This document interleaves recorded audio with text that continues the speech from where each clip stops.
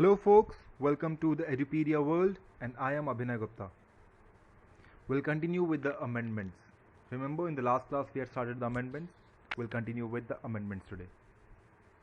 So basically this is not just the amendment, we are also trying to revise the provisions. Because the sections that have been amended are important for your examinations. You know that institute lays a great deal of stress on the amendments, on the new things that have come up. So when they touch upon these sections of amendment, they can ask other questions too from the same section. Right? So this is not just an amendment class, this is also a revision class. Right? So we have seen an amendment in few sections in the previous class, 5-6 sections, and we'll cover more sections today. Right? So we were basically discussing the amendments of the section 8 company. Right? So we had seen, let's see the sections again because you need to remember the section. Section 136, right of members to copies of audited financial statement. We have seen that they have an exemption over there. And what is the exemption? The limit of 21 days has been reduced to 14 days. Right? Next you have section 149. Section 149 dealt with the companies to have board of directors. 150 data bank of independent directors. 152 appointment of directors. 160 right of person other than the retiring director to stand for directorship. 162 appointment of directors to be voted individually. Sorry, we have 165 first, that is the number of directorship. 173 the meeting of board. 174 the quorum of the board meeting. Then you have 177 the audit committee. 178 NRC and SRC. 179 the power of the board. Then you have 184 the disclosure of interest by director. 188 the related party transaction. And 189 which is the register of the contract or arrangement in which directors are interested. Look, I am revising the sections in the beginning of the class. We did the same section in the beginning of the previous class as well. Now understand the purpose behind revising this section. Don't skip them. I am not revising this section because it will help you to memorize the sections where you have amendment. No, not at all. Because you don't need to memorize the sections where you have amendments. The institute will not ask you, please jot down all the amendments in section 8 companies. No, that you won't get questions like that. Because the kind of amendments you have for section 8 company, the only kind of questions that you'll get is, you'll be given the entire provision, you'll be given the entire question. This is the provision. Advice for what will you do in case of public company. And then there will be an inclusion in the question. Will your answer be same if it was a section 8 company? And then you will have to write the provision for the exemption, because that is the only kind of question that we can expect for such small exemptions, right? But the only reason why we are revising these sections is because the sections covered over here, section 77, 78, 179, 188, these sections are actually very important sections. So when we talk about it over and over again, it goes deep into your head. And then that will help you to jot it down in your examination. And needless to say, if you jot down sections in your examination, that will be of a great benefit for you. Right? Okay. So now let us revise what are the sections that we have covered. Section 136, right of member to copy of audited financial statement. What was the exemption? The 21 days limit has come down to 14 days. Right? Next you have section 149, the companies to have the board of directors. Then section 149, the limit for minimum maximum number of directors and the independent directors are not applicable to the section 8 companies anymore. Section 150, data bank of independent director. When you don't need independent director, what will you do with the data bank? Right? Then you have section 152, appointment of directors. So what exemption you had is, while that filing the letter of consent by the director is not required. Right? You remember what is the letter of consent? That I fall within the limit.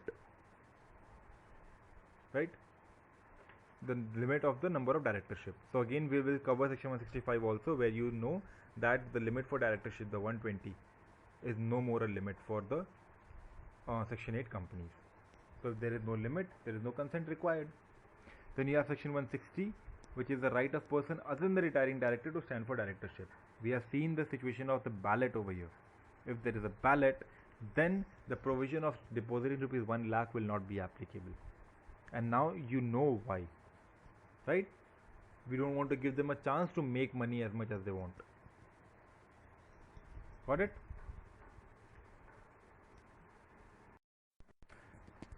And the next section that you have is section 165, the number of directorship. So what is the limit for the number of directorship that has been prescribed in section 165? You remember?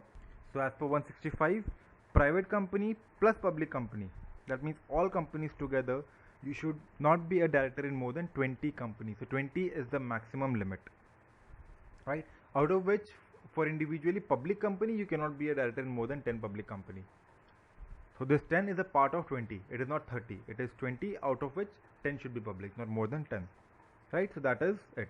And you also know that 165 subsection 2, they said that the members may lower the limit of directors for their directors, lower the number of directorship for their directors by passing the special resolution, right? And you know that if you were holding more than 20 or 10 directorships before the applicability of this act, that is 1/4/2014, then now after the applicability you will have to choose within the limit within 1 year. You'll have to come within 20 companies. So what are the companies you want to resign? Please choose. And then you have to resign in that company, and then you'll have to intimate to all the companies where you are continuing and where you have resigned, plus to the ROC, right? And that resignation will be effective immediately. And then you will cease to hold office of director after a resignation or at the lapse of 1 year, whichever is earlier. Otherwise, you will be penalized with rupees 5,000 up to rupees 25,000 per day, which is continuing, right? So that was the provision of section 165 in brief. Now what is the exemption that the company has? The exemption is that the limit of directorship will not be included in the total number. Now what does that mean? Does that mean the same thing that we had seen in the previous section 152? That if you're coming and your consent was not needed, because even if you are a director in 100 companies will take you in. Does this section say the same thing? No. What is the meaning of this exemption? The meaning of this exemption is that if you are a director in a section 8 company, that section 8 company will not be included in your total number of directorship. That means if you have a total directorship in 16 companies, for example, out of which 2 companies are section 8 companies, so your total number of directorship will actually be 14. Those 2 will be nullified. They will not be counted. So you still can be a director in 6 more companies. Got the point? So practically you will never be a director in 100 company because you don't have so many section 8 companies, right? You cannot be a director in so many section 8 companies as well. It means that if you are a director in section 8 company, 1, 2, 3, whatever number, that will not be considered while we are calculating the total number of a directorship. Others company will be calculated. This will not be calculated. It will be nullified, right? So this is what this section wants to say. Next you have section 173, the meeting of the board. Now you know that the board should hold its first meeting within 30 days of incorporation, and then it has to hold minimum 4 meetings every year, and every year is every calendar year, right? And also that the intervening period between 2 board meetings should not be more than 120 days, right? And then the central government, they may give an exemption or they may modify for any class of company. What are the other provisions we had seen in the meeting of the board? That the director should be present, should discuss and should vote in the meeting, and he can do so in either person or via video conferencing or via any other audio visual mode. And that audio visual mode should be capable of recognizing the director, recording the meeting, storing with date and time. Understand? And CG shall exempt certain matters from the video conferencing via notification. That these discussions will not be held over video conferencing. Please come physically and sit. Take that pain, it is an important task, right? And then you have the notice for the meeting, that it has to be sent to the directors at least 7 days before the meeting, right? Either by hand delivery or post or email. And you can also give shorter notice if you have to transact any urgent business. But the only condition that needs to be fulfilled is that any independent director should attend the meeting. And if there is a worse situation that even an independent director is not able to attend the meeting, conduct the meeting, no problem, get the resolution ratified from the independent director. If you do that, we will consider it to be a good compliance of the section. And then in case of 1% company, small company, dormant company, you need to have at least 2 meetings for the entire calendar year and 1 in each half of the calendar year, right? And the gap should not be less than 90 days in this case. It should be more than 90 days, right? And if there is only one director, for example, in the 1% company, section 73, 74, both of it is not applicable for that company. That is what we have seen in section 175 in the meeting of the board. Agreed? Got the good revision? I didn't get anything detail into it because we did not need it. It is just a revision, so I just pinpointed the provisions, right? Now let us see what exemptions we have. So the requirement of holding 4 meetings in an entire year is ruled out for them. They will have to hold at least 1 meeting in every 6 calendar months. What does that mean?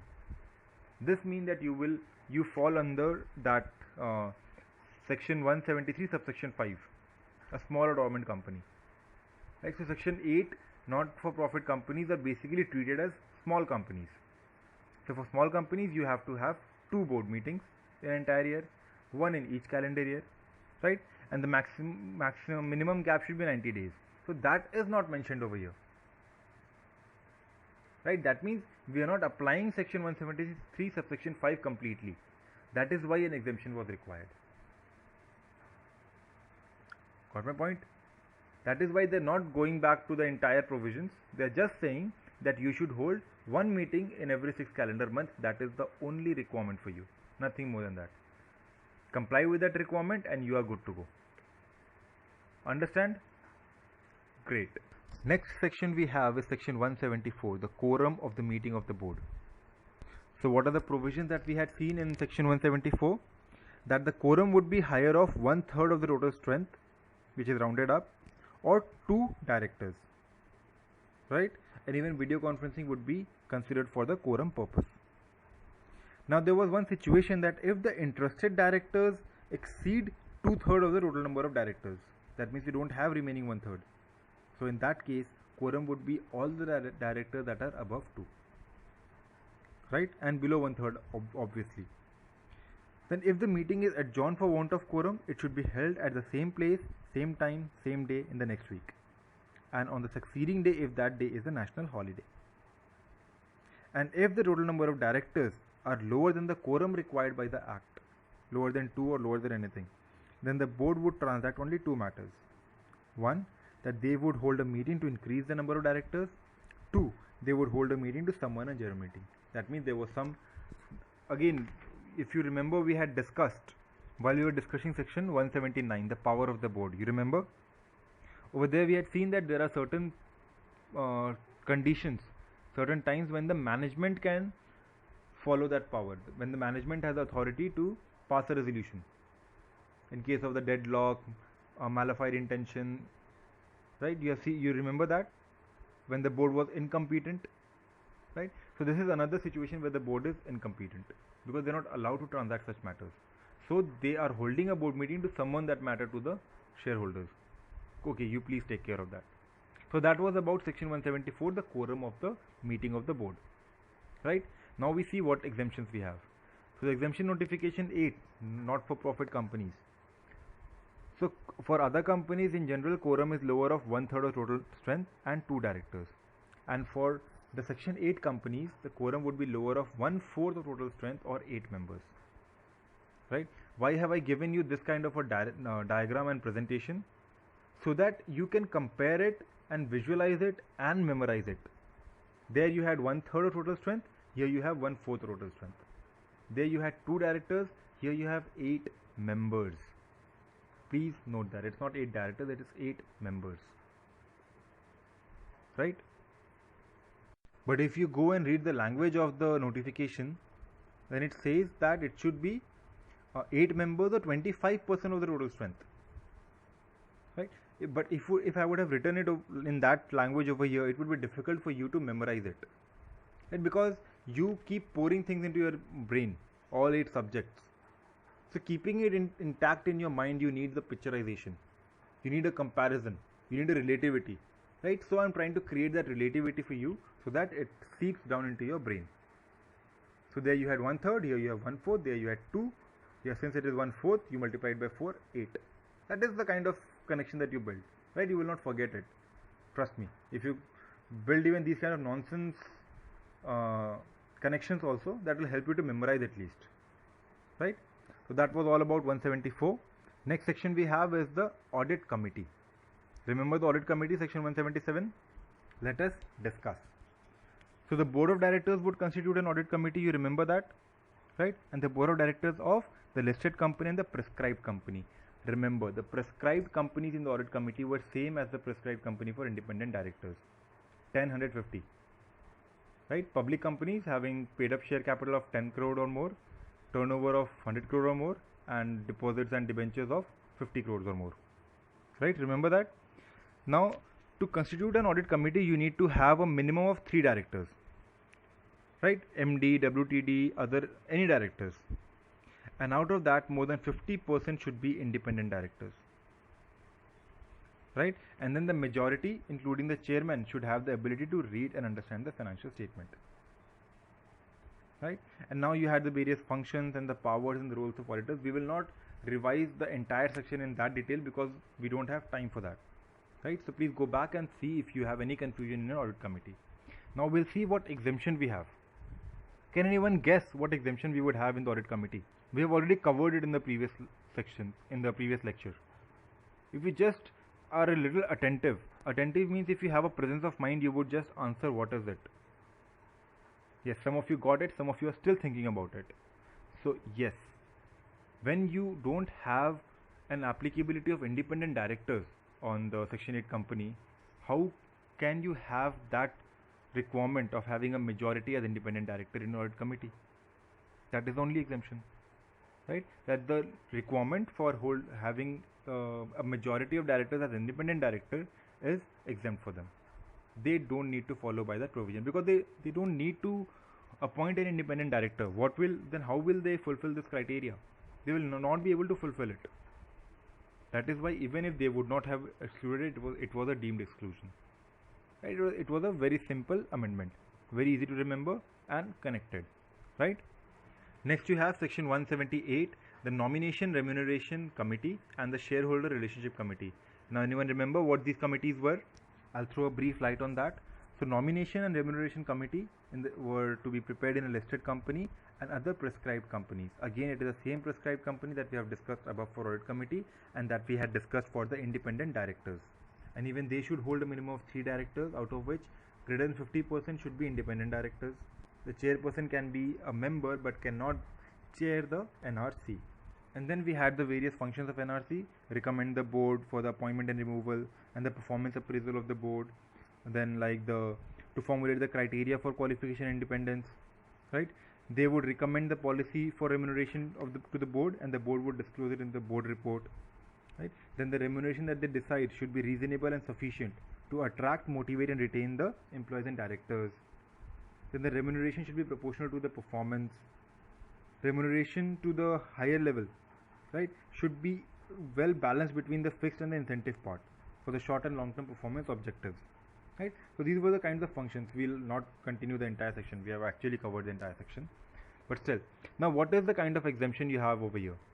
Some of you must be thinking very straight again, yeah, we had that independent director, right? You remember? So we will not have that again over here, same as audit committee.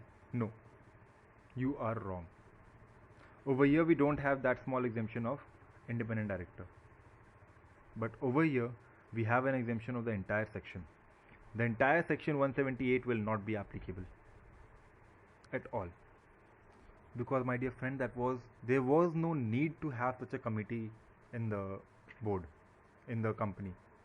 Section 8 companies are not for profit companies, small companies, right? Their directors, the members, they can just raise their hand, we want to be directors, and they'll be nominated and they'll get in. You know how a club works. So for them, getting into so much of technicalities about fixing their remuneration and then identifying who should be the director or not, those things are not applicable over there. It doesn't function that way, right? So you cannot do anything with a nomination remuneration committee over there. You don't need it. That is just a cumbersome burden to them. if you compulsory apply it on them, because they don't function in that category. It is not very well organized in that form that you can go well with this committee. So the act says, let us keep it away for them. You don't have any requirement of having such a committee, right? We're clear with that? We'll keep this lecture limited to this section. So stay tuned for the little remaining section. There are very little remaining sections. We'll cover it in the beginning of the next lecture. So until then, this is Abhinay Gupta signing off. Thank you. Bye bye.